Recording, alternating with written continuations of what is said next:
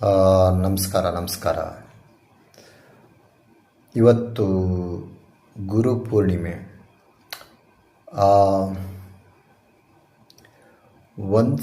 ಒಂದು ಸಲ ಗೌತಮ್ ಬುದ್ಧ ಅವರಿಗೆ ಏಜ್ ಆಗಿರುತ್ತೆ, ಅಂದರೆ 80 ವರ್ಷ ಹತ್ತತ್ರ ಆಗಿರುತ್ತೆ.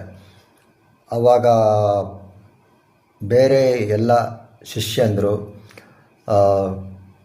ಸೇವೆ ಮಾಡ್ತಾ ಗೌತಮ್ ಬುದ್ಧ ಅವ್ರ ಸೇವೆ ಮಾಡ್ತಾ ಎಲ್ಲ ಟೈಮ್ನ ಸ್ಪೆಂಡ್ ಮಾಡ್ತಾ ಇರ್ತಾರೆ. ಒಬ್ಬ ಮಾತ್ರ ತುಂಬ ಜಾಸ್ತಿ ಹೊತ್ತು ಧ್ಯಾನ ಸಾಧನೆ ಎಲ್ಲ ಮಾಡ್ತಾ ಇರ್ತಾನೆ.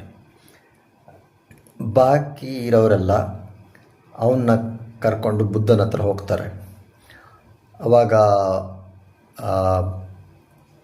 ಭಗವಾನ್ ಬುದ್ಧ ನನ್ನ ಸೇವೆ ಮಾಡೋದಕ್ಕಿಂತ ನೀವು ನಿಮ್ಮ ಧ್ಯಾನ ಸಾಧನೆಯನ್ನು ರೆಗ್ಯುಲರ್ ಆಗಿ ಕಂಟಿನ್ಯೂಸ್ ಆಗಿ ಮಾಡಿ ನಿಮ್ಮ ಸಾಧನೆಯಿಂದ ನಿಮ್ಮ ಸಾಧನೆಯಲ್ಲಿ ನನ್ನನ್ನು ಕಾಣಬೇಕು ಅಂತ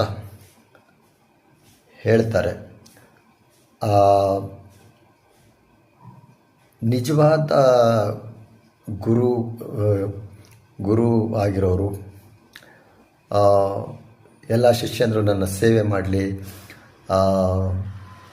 ನನ್ನ ಬೇರೆ ಇದರಲ್ಲಿ ಬೇರೆ ಥರ ಇರುತ್ತೆ. ಬಟ್ ಗೌತಮ ಬುದ್ಧ ಹೇಳಿರೋದು, ನೀವು ಮಾಡೋ ಕೆಲಸದಲ್ಲಿ ನೀವು ಶ್ರದ್ಧೆಯಿಂದ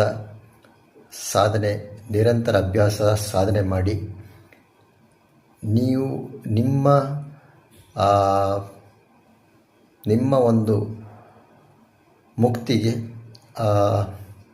ನೀವೇ ಕಾರಣ. ಏನಂತಾರೆ, ನಿಮ್ಮನ್ನು ನೀವಲ್ಲದೆ ಬೇರೆ ಯಾರು ನಿಮ್ಮನ್ನು ಕಾಪಾಡೋಕ್ಕಾಗಲ್ಲ. ಸೊ ಅಪೋ ದೀಪೋ ಭವ ಅಂತ ಹೇಳಿದ್ದಾರೆ. ಅಂದರೆ ನೀನು ನಿನ್ನ ಬೆಳಕಾಗು ಅಂತ. ಸೊ ಆ ಜನಗಳು ತಿಳ್ಕೊಬೇಕು. ಬೇರೆ ಇದರಲ್ಲಿ ಬೇರೆ ರೀತಿ ಇರುತ್ತೆ. ಬುದ್ಧಿಸಮ್ಮಲ್ಲಿ